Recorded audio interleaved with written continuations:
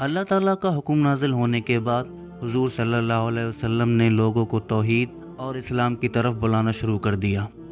اسی زمانے سے نبی کریم صلی اللہ علیہ وسلم اور آپ کے کمزور ساتھیوں پر مشکلیں آنا شروع ہو گئیں۔ آپ صلی اللہ علیہ وسلم مجلسوں، میلوں، بازاروں اور لوگوں کے گھر جا جا کر توحید کی خوبی سمجھاتے اور بتوں کی پوجا کرنے سے منع کرتے۔ زناخوری، جوا، چوری اور خیانت وغیرہ سے لوگوں کو روکتے۔ لیکن قریش کی قوم بڑی مغرور تھی۔ اپنے آباء و اجداد کے مذہب اور طریقوں کے خلاف سننا انہیں گوارا نہ تھا۔ ان لوگوں میں غلام اور مالک میں فرق رکھنا بھی ایک چیز تھی، لیکن اسلام غلام اور مالک کو ایک ہی صف میں جگہ دیتا تھا۔ یہ عمل بھی ان لوگوں کو پسند نہیں تھا۔ اسلام کی اسی خوبی پر مشہور شاعر علامہ اقبال کا ایک شعر ہے کہ آ گیا عین لڑائی میں اگر وقت نماز، قبلہ رو ہو کے زمیں بوس ہوئی قوم حجاز۔ ایک ہی صف میں کھڑے ہو گئے محمود و ایاز، نہ کوئی بندہ رہا اور نہ کوئی بندہ نواز۔ پورے عرب ملک میں قریش کی عزت ان بتوں کی وجہ سے تھی جن کی پوجا کرنے کے لیے قبیلے دور دور سے مکہ میں آتے اور بت پرستی کی رسمیں ادا کرتے تھے۔ کیونکہ اسلام بت پرستی کا دشمن تھا، اس لیے وہ اسلام کو اپنی عزت و عظمت کے لیے خطرہ سمجھتے تھے۔ بڑے بڑے سردار اور عزت والے لوگ بالکل بھی گوارا نہیں کر سکتے تھے کہ حضور صلی اللہ علیہ وسلم کو اللہ کا رسول مان کر اپنی سرداری چھوڑ دیں اور آپ صلی اللہ علیہ وسلم کی اطاعت کر لیں۔ قریش کے زیادہ تر قبیلے بنو ہاشم، جو حضور صلی اللہ علیہ وسلم کا خاندان تھا، اس سے دشمنی رکھتے تھے۔ اس لیے انہیں گوارا نہیں تھا کہ ایک دشمن قبیلے کے شخص کو نبی مان کر اس کی اطاعت کرے۔ نبی کریم صلی اللہ علیہ وسلم کی اعلانیہ تبلیغ کا نتیجہ یہ ہوا کہ تمام قریش کے قبیلے آپ صلی اللہ علیہ وسلم کے خلاف ہو گئے۔ اسی دوران حضور صلی اللہ علیہ وسلم نے ارقم بن ارقم رضی اللہ عنہ کے مکان کو بطور اسلامی درسگاہ فرمانا شروع کیا۔ جو شخص اسلام قبول کرتا وہ اس مکان میں اسلامی تعلیم حاصل کرتا۔ نبی علیہ السلام اس دار ارقم میں لوگوں کو اسلام سکھاتے اور یہیں مل کر سب نماز ادا کرتے۔ اسی درسگاہ کو اسلام کی پہلی درسگاہ دار ارقم کہتے ہیں۔ دار ارقم میں اسلام قبول کرنے والوں میں حضرت عمر فاروق رضی اللہ عنہ آخری شخص تھے۔ عمر رضی اللہ عنہ کے مسلمان ہونے پر مسلمانوں کو بڑی مضبوطی حاصل ہوئی۔ ایمان لانے والوں میں کچھ لوگ غلام تھے، کچھ ایسے بھی تھے جنہیں اپنے قبیلے اور رشتہ داروں کی حمایت نہ حاصل ہونے کی وجہ سے کمزور سمجھا جاتا تھا۔ ایسے لوگوں کو اسلام سے باہر نکالنے کے لیے قریش کے لوگ انہیں جسمانی تکلیفیں دیتے اور ستایا کرتے۔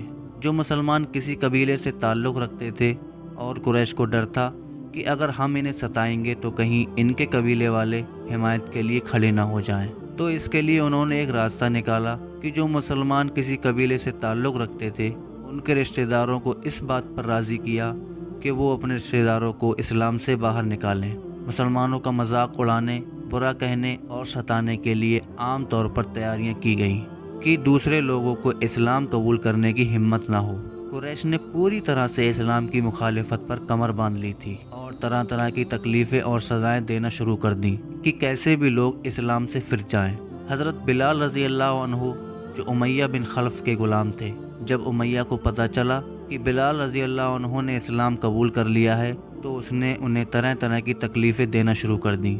گرم ریت پر لٹا کر سینے پر پتھر رکھ دیا جاتا، کبھی مشقیں باندھ کر کوڑوں سے پیٹا جاتا تو کبھی انہیں بھوکا رکھا جاتا، کبھی گلے میں رسی باندھ کر لڑکوں کے حوالے کر دیا جاتا جو انہیں گلیوں اور پہاڑیوں میں لیے پھرتے اور پیٹتے تھے۔ لیکن حضرت بلال رضی اللہ عنہ ان تمام تکلیفوں کو برداشت کرتے اور احد احد کا نعرہ لگاتے رہتے۔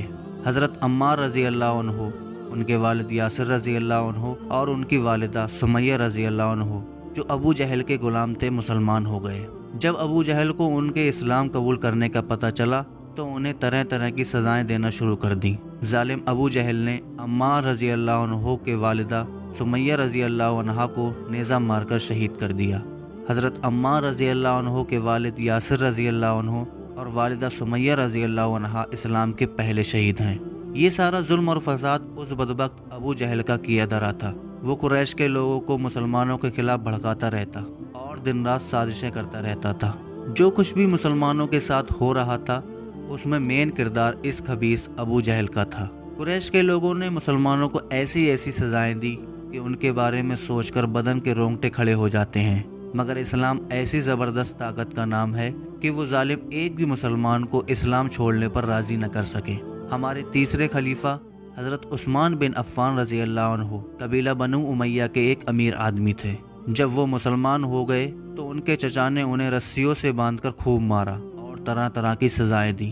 ایک بار حضرت ابو ذر غفاری رضی اللہ عنہ قرآن پاک کی تلاوت کر رہے تھے کہ قرآن کی تلاوت کی آواز سن کر قریش ان پر ٹوٹ پڑے اور مارتے مارتے بے ہوش کر دیا۔ قریب تھا کہ وہ انہیں جان سے مار دیتے کہ عباس رضی اللہ عنہ آ گئے اور قریش کے لوگوں سے کہا کہ جس راستے سے تم تجارت کے لیے جاتے ہو اسی راستے میں اس کا قبیلہ آباد ہے، وہ تمہاری ناک میں دم کر دیں گے۔ خباب بن ارت رضی اللہ عنہ کو بھی طرح طرح کی تکلیفیں دیں۔